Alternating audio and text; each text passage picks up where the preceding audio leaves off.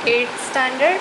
मैंने आपको rational number पढ़ाए थे इससे पहले, मैंने स्टार्टिंग कराई थी, उनके बारे में आपको इंट्रोडक्शन दिया था। आज हम थोड़ा सा और उसके आगे पढ़ेंगे, उनकी प्रॉपर्टीज़ पढ़ेंगे और उनके बारे में थोड़ा और पढ़ेंगे। उसके बाद हम अपनी एक्सरसाइज को स्टार्ट करेंगे। ध्यान से देखिएगा, यहाँ मैंने लिखा every rational number can be represented as decimal numbers, यानी कि हर एक रैशनल नंबर, हमने पढ़ा था रैशनल नंबर वो कोई भी नंबर जिसे हम p/q के फॉर्म में लिख सकते हैं। अब वो कोई भी नंबर हो सकता है, ऑब्वियसली p की जगह कोई भी नंबर हो सकता है और q की जगह p।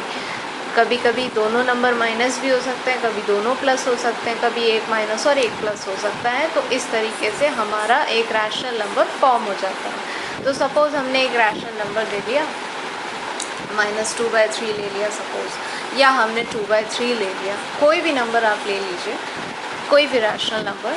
तो जब आप इस रैशनल नंबर को देखेंगे तो आप इसे एज ए डेसिमल नंबर भी लिख सकते हैं। और कैसे बनाते हैं हम कोई भी नंबर डेसिमल फॉर्म में कैसे बनाते हैं, जो नीचे वाला नंबर होता है यानी कि डिनोमिनेटर होता है उससे डिवाइड करते हैं, यानी कि उसे डिवाइज़र बनाते हैं, और ऊपर वाले नंबर को हम डिविडेंड बनाते हैं, यानी कि जो डिवाइड होने वाला नंबर है। और इस तरीके से फिर हम डिवाइड करने की कोशिश करते हैं। तो हमें ऑब्वियसली डेसिमल की अक्सर ज़रूरत पड़ती है, तो डेसिमल लगाकर फिर हम इसको कोशिश करते हैं कि हम इसको सॉल्व करें। ओके बच्चों, तो ध्यान से देखिएगा कि डेसिमल नंबर, रैशनल नंबर को आप किस फॉर्म में रिप्रेजेंट कर सकते हैं, डेसिमल नंबर्स के, ठीक है। और ध्यान से देखिएगा कि जब रैशनल नंबर को आप डेसिमल नंबर में रिप्रेजेंट कर सकते हैं तो वो जो डेसिमल का रिप्रेजेंटेशन है, यानी कि जो डेसिमल नंबर हैं वो किस तरह के हो सकते हैं, है ना। तो ध्यान से देखिएगा, मैं आपको एग्जांपल के साथ समझाऊंगी। जब भी किसी रैशनल नंबर को आप डेसिमल नंबर में बदलते हैं तो वो दो तरीके से बदल सकता है। पहला है टर्मिनेटिंग डेसिमल फॉर्म। जैसे मान लीजिए एक सपोज़, जैसे एक सिंपल सा एग्जांपल ले लेते हैं, 75/100, है ना। अगर मैं आपसे कहूँ कि ये अभी फ़िलहाल तो ये एक रैशनल नंबर है, अगर मैं आपसे कहूँ इसे डेसिमल फॉर्म में चेंज करिए तो आप क्या करोगे, डायरेक्टली इस तरीके से लिख दोगे। ये हो गया इसका डेसिमल फॉर्म। अब आप देख रहे हो कि जो डेसिमल के बाद 2 डिजिट हैं उसके आगे कोई डिजिट नहीं है और आने की कोई संभावना भी नहीं है। ये नंबर यहाँ पर कंप्लीट हो चुका है। ये इस रैशनल नंबर का डेसिमल फॉर्म है, समझिएगा बात को। और डेसिमल के बाद जितनी भी डिजिट है, अब उनके आगे और कोई डिजिट हमें लगाने की आवश्यकता नहीं है। तो इस तरीके के डेसिमल फॉर्म को या नंबर को हम कहेंगे टर्मिनेटिंग डेसिमल नंबर, ठीक है। तो रैशनल नंबर किन दो तरीके के डेसिमल नंबर्स, डेसिमल फॉर्म में चेंज किया जा सकता है। पहला तो हो गया आपका टर्मिनेटिंग डेसिमल फॉर्म। टर्मिनेटिंग का मतलब जो ख़त्म हो जाए, तो यहाँ डेसिमल के बाद 2 डिजिट के बाद और कोई डिजिट नहीं है, ख़त्म हो गई डिजिट्स, तो इसका मतलब ये है टर्मिनेटिंग डेसिमल फॉर्म। दूसरा फॉर्म कैसा है बच्चों, ध्यान से देखिएगा। अगर आप कोई ऐसा नंबर ले लें जो, जैसे सपोज़ मैंने एक नंबर लिया यहाँ पर, एक रैशनल नंबर ले लिया मैंने यहाँ पर, सपोज़ 1/3, है ना। अब आप ध्यान से देखिएगा, जब आप 3 से 1 को डिवाइड करेंगे तो आप क्या करोगे, यहाँ पे एक डेसिमल लोगे, यहाँ 0 आया, और इस डेसिमल के रिप्रेजेंटेशन को कभी भी हम क्या करते हैं, जब आगे कुछ नहीं होता है हम हमेशा 0 पुट कर देते हैं ताकि ये दिखाई दे और ये वैनिश ना हो जाए, है ना। अब 3 की टेबल में 10 नहीं आता लेकिन 9 आता है, तो 3 3 9। अब आप देखेंगे कि हर बार 1 बच रहा है और इस डेसिमल की वजह से ऑटोमेटिकली हर बार हम अपने रिमाइंडर के आगे, यानी कि जो जगह शेषफल बच रहा है उसके आगे हम हमेशा क्या लगा सकते हैं, 0। इसी तरह से और हम क्या करते जाएंगे, इसको हम डिवाइड करते चले जाएंगे, करते चले जाएंगे और करते ही चले जाएंगे। ध्यान से देखिएगा, यही होगा ना। और आपका ये जो डिवीज़न है ये एंडलेस हो जाएगा, ये चलता ही चला जाएगा। तो आपने देखा कि जो 1/3 जो ये रैशनल नंबर है, जब आप इसका डेसिमल फॉर्म में इसे चेंज कर रहे हैं तो आपका ये जो नंबर है डेसिमल के बाद 3, ये आता ही चला जा रहा है, रिपीट होता चला जा रहा है, होता चला जा रहा है, होता चला जा रहा है, ये कभी ख़त्म ही नहीं होगा। तो आपका जो ये डिवीज़न होगा ये एंडलेस डिवीज़न होगा। तो इसलिए इस तरह के फॉर्म को हम कहते हैं नॉन टर्मिनेटिंग डेसिमल फॉर्म। तो आपने देख लिया ध्यान से कि एक फॉर्म हो गया टर्मिनेटिंग डेसिमल फॉर्म और एक हो गया नॉन टर्मिनेटिंग डेसिमल फॉर्म। अब ये नॉन टर्मिनेटिंग डेसिमल फॉर्म भी दो तरीके का हो सकता है, ध्यान से देखिएगा। ये दो तरीके का कैसे हो सकता है, एक को कहेंगे हम प्योर रेकरिंग डेसिमल और एक होगा mixed recurring decimal. Pure recurring decimal में आ जाएंगे वो नंबर जो बार बार सेम नंबर रिपीट हो रहे हैं। जैसे यही जो अभी मैंने एग्जांपल दिखाया है, ये प्योर रेकरिंग डेसिमल नंबर का ही है, ठीक है, क्योंकि एक ही नंबर बार बार इसमें रिपीट होता चला जा रहा है। और दूसरा जो तरीके का नंबर होगा, दूसरा जो मिक्स्ड रेकरिंग डेसिमल है, इसमें क्या होगा, एक डिजिट तो सेम रहेगी हमेशा, लेकिन दूसरी डिजिट क्या होगी वो चेंज होती रहेगी। आप अपनी बुक में इसको देखेंगे तो आपको और अच्छी तरह क्लियर हो जाएगा। ये एज ए होमवर्क मैं आपके लिए छोड़ रही हूँ ताकि आप बुक के सामने का जो भी डिस्क्रिप्शन होता है वो उसे पढ़ें। आगे बढ़ते हैं प्रॉपर्टीज़ की तरफ बच्चों, ध्यान से देखिएगा। Properties of rational numbers. अब प्रॉपर्टीज़ में हर बार हर चैप्टर में हमेशा कोशिश करती हूँ, कभी भी मैं प्रॉपर्टीज़ को आपके साथ ऐसा ना करूँ कि मैं उन्हें पढ़ाऊँ नहीं, हमेशा मैं कोशिश करती हूँ कि मैं उन्हें पढ़ाऊँ। तो ये ध्यान रखिएगा बच्चों, मैं प्रॉपर्टीज़ इसलिए पढ़ाती हूँ ताकि वो आपको अच्छी तरह समझ में आ जाए, है ना, और उसके बेसिस पे जो सवाल होते हैं वो भी आप अच्छी तरीके से कर सकें।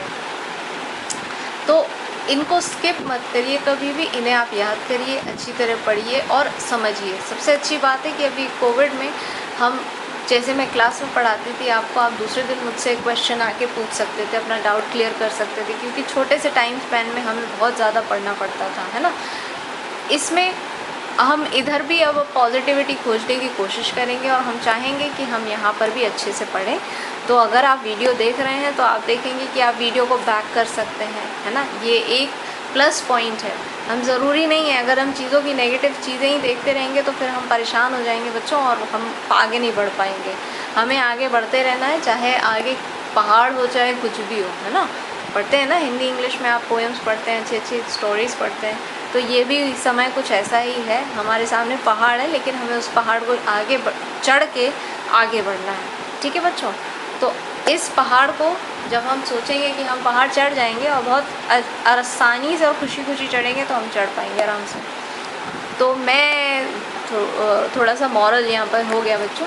प्रॉपर्टीज़ की बात कर रहे थे हम, तो प्रॉपर्टीज़ पढ़ना ज़रूरी है क्योंकि इसके बेसिस पे हम क्वेश्चंस करते हैं, इसकी हेल्प से हमारे क्वेश्चंस ज़्यादा आसान हो जाते हैं। तो आपको समझ में नहीं आए, आप वीडियो बैक करके आप इन्हें फिर से अच्छी तरह से समझिए और ध्यान से पढ़िए, ओके।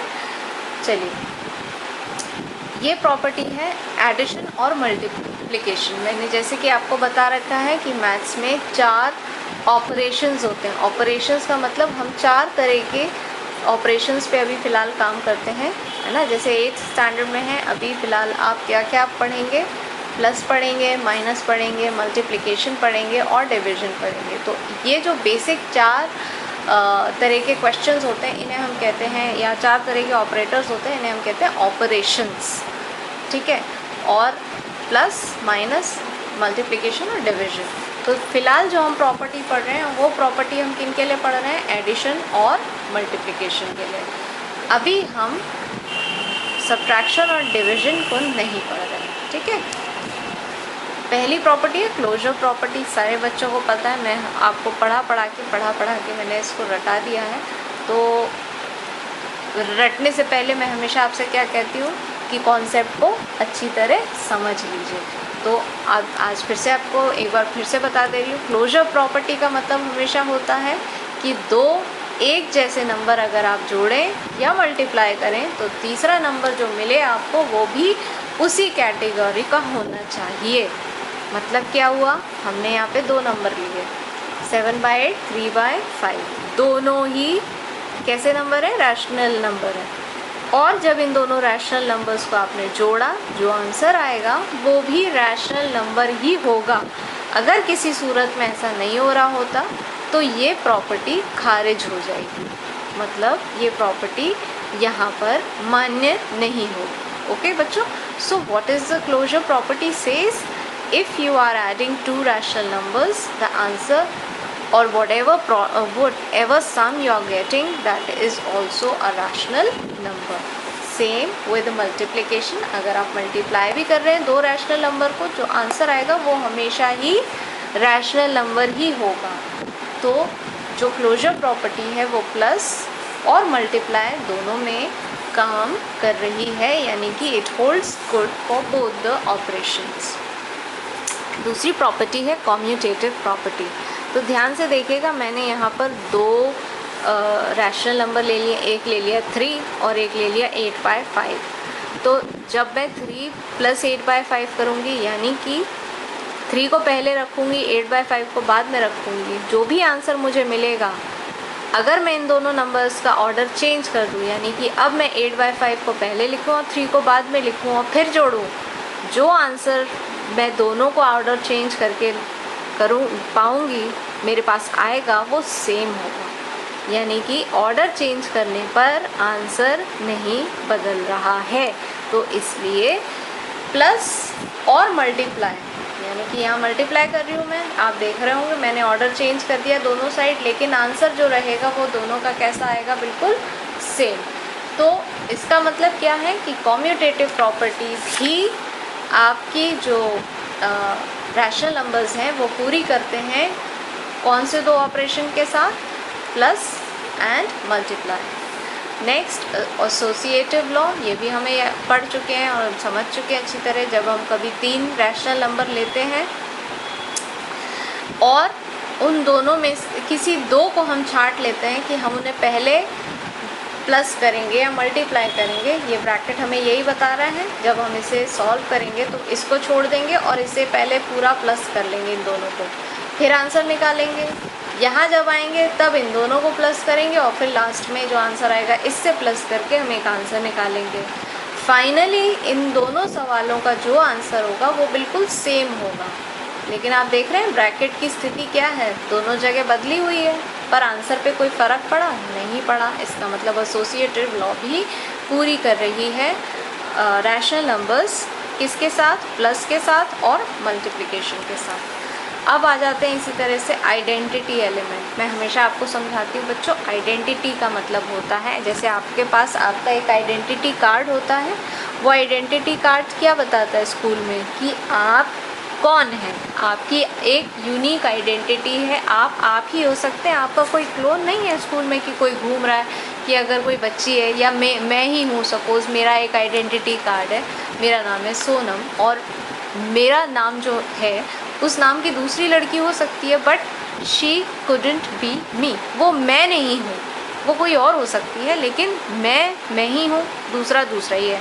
तो आइडेंटिटी का मतलब हो गया हमारी क्या पहचान है ना। यहाँ हम प्रॉपर्टी रैशनल नंबर्स की प्रॉपर्टी पढ़ रहे हैं, तो रैशनल नंबर्स की पहचान के बारे में हम समझेंगे, सीखेंगे। तो जोड़ने के लिए ज़ीरो है एक आइडेंटिटी एलिमेंट, यानी कि अगर आप ज़ीरो को किसी भी नंबर में, किसी भी रैशनल नंबर में जोड़ेंगे तो वो उस रैशनल नंबर की पहचान को बदलेगा नहीं, है ना। 3 में जोड़ेंगे ज़ीरो तो 3 ही आएगा, 4/19 में जोड़ेंगे ज़ीरो तो 4/19 ही आएगा। इसका मतलब इसने इनकी पहचान को नहीं बदला। So the identity element for addition of rational number is zero. इसी तरह से मल्टीप्लिकेशन का क्या है, अब किसी भी नंबर में आप 1 को मल्टीप्लाई कर दीजिए। जब आप 1 को मल्टीप्लाई कर देंगे तो वो नंबर वैसा का वैसा ही रहेगा। इसका मतलब 1 जो है, 1 एक आइडेंटिटी एलिमेंट है for which operation, multiplication. Okay बच्चों, लास्ट है मल्टीप्लिकेटिव इन्वर्स। अब मल्टीप्लिकेटिव इन्वर्स का मतलब है बच्चों, सपोज़ मैं यहाँ पर अब एक नंबर लिख देती हूँ, सपोज़ मैंने लिया 3/5, है ना, और अब मैं इसे उल्टा करने वाली हूँ। उल्टा करने का मतलब 5/3, समझ गए आप। 3/5 था, मैंने कर दिया 5/3। अब 3 से 3 कैंसिल, 5 से 5 कैंसिल, फाइनल आंसर 1, यानी कि अल्टीमेटली हमारा आंसर आएगा 1। तो 3/5 का मल्टीप्लिकेटिव इन्वर्स कौन है, मल्टीप्लिकेटिव इन्वर्स, यानी कि ऐसा नंबर जो मैं किसी भी नंबर में मल्टीप्लाई कर दूँ, करने से मुझे 1 लाए, उसे हम कहते हैं मल्टीप्लिकेटिव इन्वर्स। प्लस का नंबर है, सपोज़ यहाँ होता -4/7, तो मैं क्या करती 7/-4, माइनस को नीचे भेज देती आगे, ठीक है। माइनस से माइनस कैंसिल हो जाता, बाकी सारे नंबर कैंसिल हो जाते हैं ना, आई वॉज लेफ्ट विथ 1। समझ में आ गई होगी प्रॉपर्टीज़ आपको, इन्हें अच्छी तरह पढ़िए, समझिए।